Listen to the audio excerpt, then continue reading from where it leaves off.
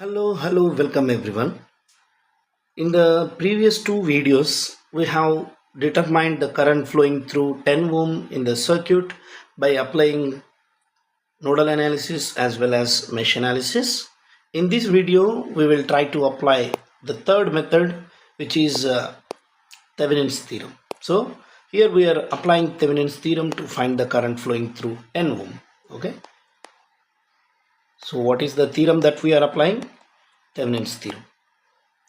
But in order to apply Thevenin's theorem, we need two parameters. We need to evaluate two parameters. One is RTH and VTH, Thevenin resistance and Thevenin voltage.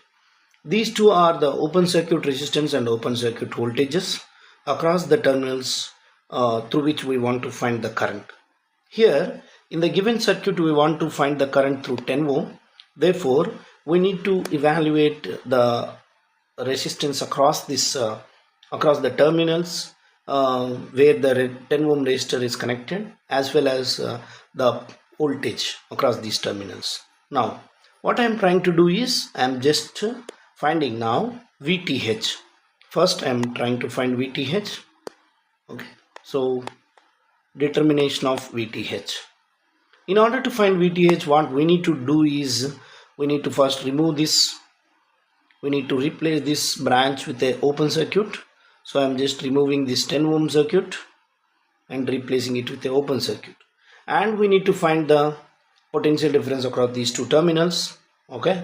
So how can we find the potential difference? There are various methods to find the potential difference, but I'll follow the easiest method. So first, if you try to find the potential at this terminal, and after finding the potential at this terminal, let us say the potential at this terminal is V. Okay, if you try to find the potential at this terminal, and when you apply KVL for this loop, automatically you can find the voltage across these two terminals, this terminal and this terminal. Okay, now how can I find the potential V? Again, you can apply nodal analysis here. So when you apply nodal analysis, you need to assume all the currents as the outgoing currents. So this is one current I am assuming as the outgoing current. This is another current I am assuming as outgoing current. Now, the sum of all the currents is equal to 0 according to KCL. Therefore, it is V minus 6 by 20 is the current flowing through 20 ohm resistor, and V minus 15 by 30 is equal to 0. Sum of these two currents. Now, as you can take 1 by 10 as common and send it to RHS, so that 0 into 10 becomes 0. You will have V minus 6 by 2 plus V minus 15 by 3 is equal to 0. Taking the LCM, you will get 3V minus 18 plus 2V minus 30 by 6 equal to 0. Multiplying with 6 on both sides, RHS value becomes 0 as it is, but in LHS 6 and 6 cancels out, so that you will have 5V minus 48 is equal to 0. Now V is equal to 48 by 5. So this is the voltage at this particular node. So this is the voltage at this particular node. Now, by applying KVL for the loop, means, let us suppose these two are the two terminals across which we want to find the potential. Okay, now what is the potential here?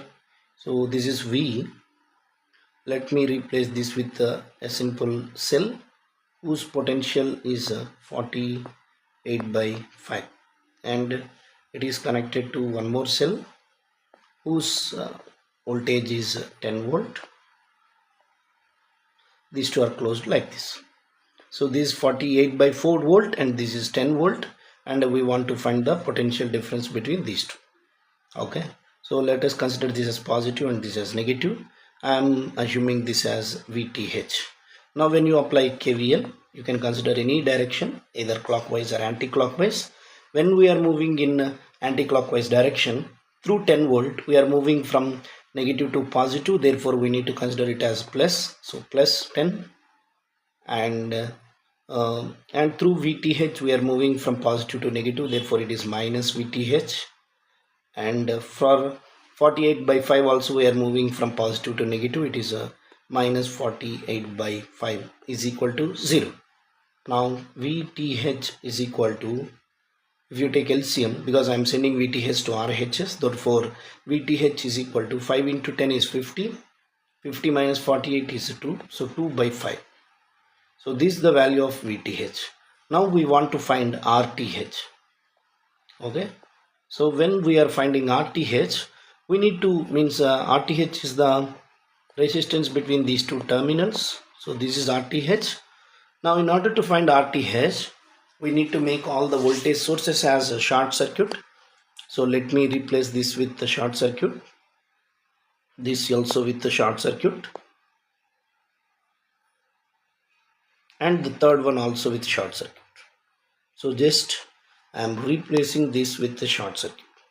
This is with one short circuit, another short circuit, another short circuit, and I want to find the resistance across these two terminals.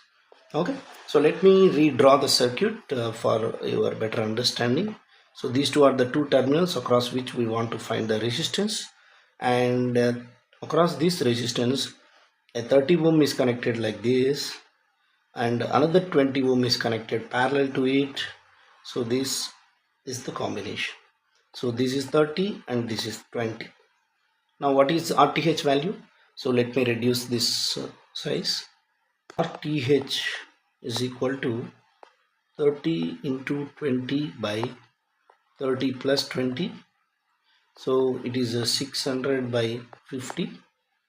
0 0 cancel, and it is 12 ohm. So RTH is 12 ohm and VTH is 2 by 5 volts. Now the next step and the final step is to construct a Thevenin's equivalent circuit. So let me construct it. It contains a battery or a cell whose voltage is VTH, so it is 2 by 5, and it is connected in series to a resistance which is Thevenin resistance, and its value is 12 ohm. It is connected to our load resistor. Load resistor is the resistor through which we want to find the current, so it is a 10 ohm. Now what is the current now? According to Thevenin's theorem, IL is equal to VTH by RTH plus RL. So VTH, what is VTH? 2 by 5. So 2 by 5 by RTH is 12 plus RL is 10. So what you will get is 2 by 5 into 22. 2 ones, 2 11s. Therefore, what you will get as IL?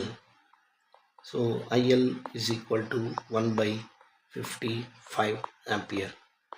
Okay, so actually we got the same amount of current by using nodal analysis as well as mesh analysis. In this video we got the same amount of current by applying Thevenin's theorem.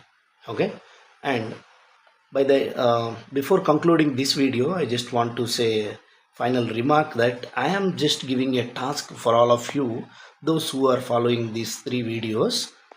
Just try the same problem by using Norton's theorem. Okay, I actually don't want to make another video on Norton's theorem, but I am just giving it as a task for you.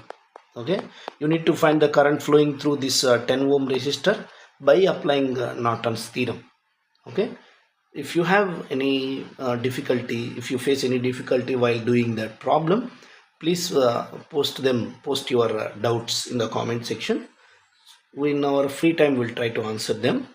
I hope all these 3 videos, one on nodal analysis, one on mesh analysis, and another one on Thevenin's theorem, gave some understanding on how to solve a simple problems related to circuit analysis. Okay, so if you really like this video and if you really want to appreciate our efforts, please hit a like button and share this video to your friends and family members. Okay, thank you very much.